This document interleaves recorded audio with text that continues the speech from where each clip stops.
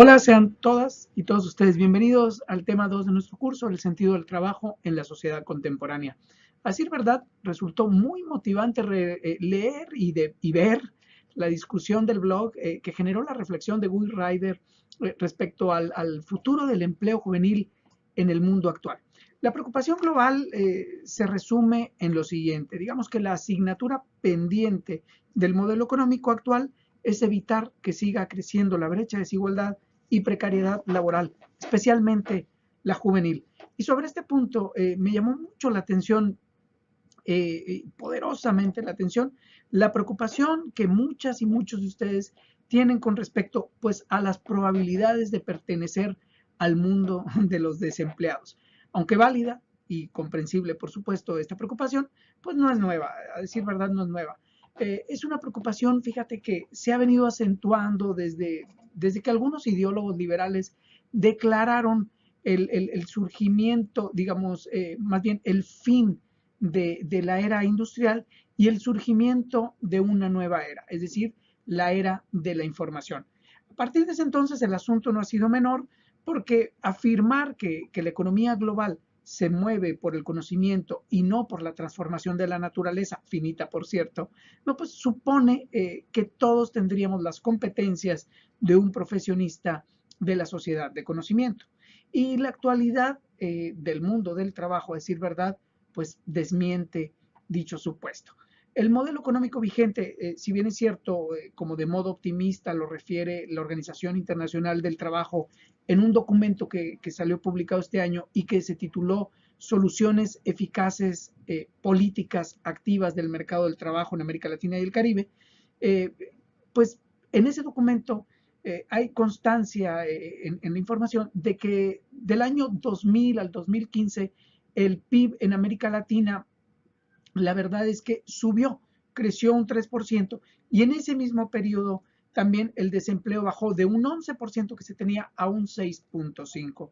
Hasta aquí parecería que el modelo económico actual pues es el deseable y que sus productos permitirán a todas las naciones o a todos los países llegar a buen puerto.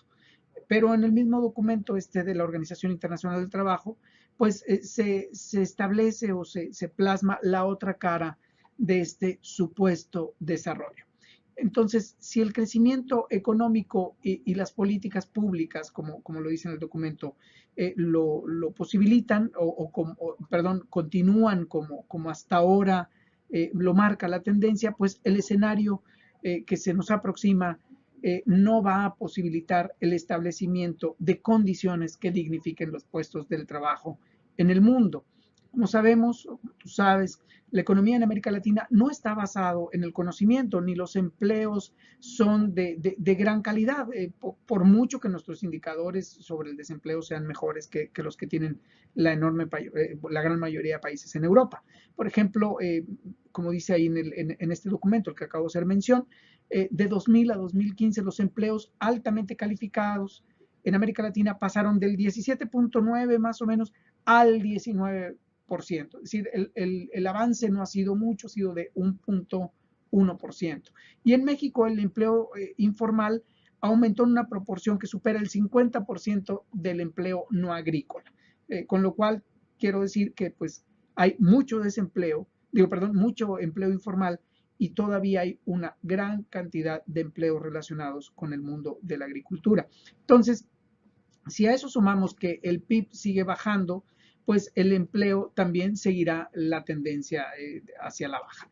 Este caso lo tenemos claramente reflejado en América Latina, donde el desempleo, digo, perdón, sí, el empleo creció un 1.2%.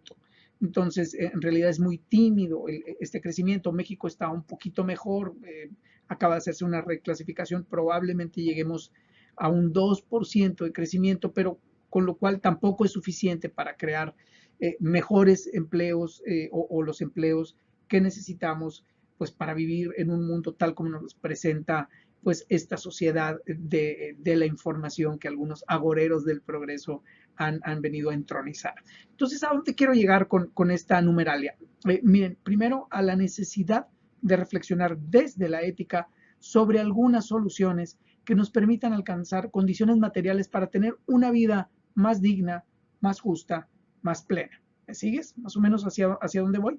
Bueno, pues para ello voy a retomar el planteamiento que el sociólogo y también filósofo Richard Sennett elaboró en un texto que no tiene desperdicio y que se llama La corrosión del carácter, las consecuencias personales del trabajo en la era postindustrial. Este texto, el cual la verdad te recomiendo ampliamente que leas, pues aquí Sennett nos presenta la historia de la economía industrial, ¿no? Y cómo en esta economía industrial, pues se teje la vida de una familia que vivió la transición entre la economía industrial hacia la economía postindustrial o esta economía del conocimiento, como algunos la llaman. Entonces, aquí Sennett retrata la vida de dos personajes de esta familia, particularmente el padre, a quien él llama Enrico, y el de su hijo, al que define como Rico. Entonces, aquí Enrico, que es el padre de este chico, pues se desempeñó como conserje en un edificio hasta que logró alcanzar la jubilación. Entonces, gracias a este trabajo, pues Enrico logró mudarse de un barrio popular, a uno mucho mejor que estaba ubicado en un suburbio de clase media alta. También logró que su hijo y que su hija, en este caso su hijo Rico, fueran a la universidad y también pues vivir ya en su etapa de vejez pues de la jubilación. Ahora, todo esto lo logró a través de un empleo modesto que pudo sostenerse en el largo plazo, es decir, que tuvo constancia este trabajo y en donde este trabajo fue conducido a través de valores como el ahorro, o sea, la frugalidad, el esfuerzo, la lealtad, el compromiso. El patrimonio de Enrico, que fue suficiente para alcanzar esto que te acabo de señalar, la educación de sus hijos, el moverse a un mejor barrio, el alcanzar una jubilación, el tener posibilidad de tener un cierto dinerito para esparcimiento, para recreación, incluso cultivo del espíritu, pues lo construyó en un lapso de unos 30 años. Aquí el tiempo era lineal, la historia era previsible, no había estos bandazos de una economía pues basada en las finanzas. La economía de la transformación posibilitaba tener ciertas certezas en una economía del desarrollo. La otra historia que nos cuenta Richard Sennett pues es la de Rico, es decir, el hijo del portero este que te acabo de describir. Y Rico, pues gracias a su talento, porque era un chico inteligente, y al apoyo familiar, sumado a una beca que le hizo pues estudiar en una buena universidad, consiguió un título universitario que después complementó con un MBA y eso le permitió llegar a posiciones directivas en distintas compañías líderes del ramo de la electrónica. Rico escalaba una posición y al poco tiempo era pirateado por otra nueva compañía y obviamente pues las condiciones salariales y materiales pues mejoraron mucho en su vida y eran infinitamente mejores comparadas a las de su padre. Y esto le permitió llegar a Rico pues a posicionarse en ese 2% de las personas que están en la cima de la pirámide de la clase, de la pirámide social en los Estados Unidos. Ahora, sin embargo, pues mantenerse, digamos, en la pelea, pues le suponía a Rico atender el ritmo y valores de ese contexto laboral.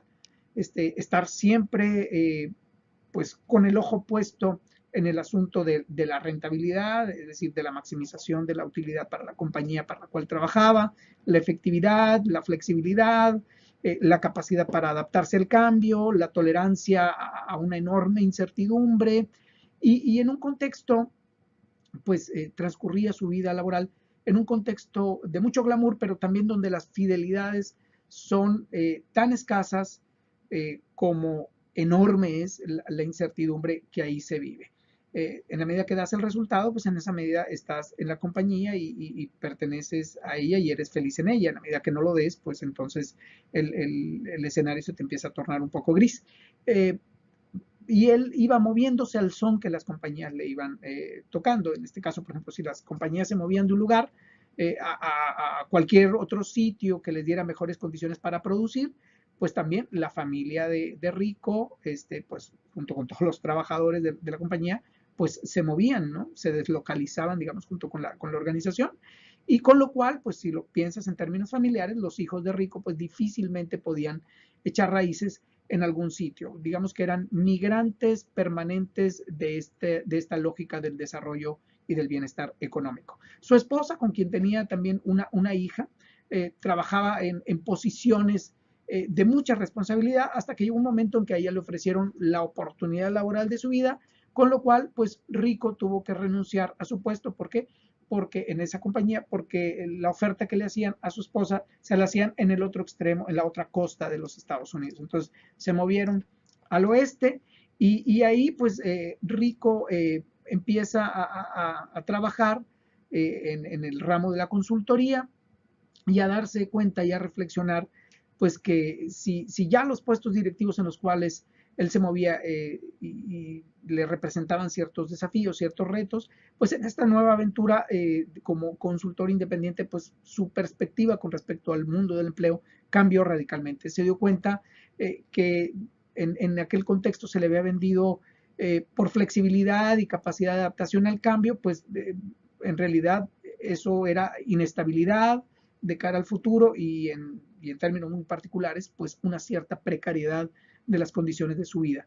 La ganancia, en este caso inmediata, sustituía al beneficio que podía traerle consigo una jubilación en el futuro y también la flexibilidad, pues al de la certeza de saberse miembro de una comunidad o partícipe de una comunidad, saberse oriundo o arraigado ya en una ciudad o incluso en un país. Entonces, Rico, como nos dice Richard Sennett en este magnífico libro, se dio cuenta pues, de que los valores que defendía el mundo del trabajo lo había llevado a ocupar una posición en la que se encontraba y que disfrutaba, pero que también estos mismos valores no eran los valores en los cuales él había sido formado y no eran los valores en los cuales quería formar a su hija, la única hija que tenía. Y ahí la pregunta por el sentido de, ¿no?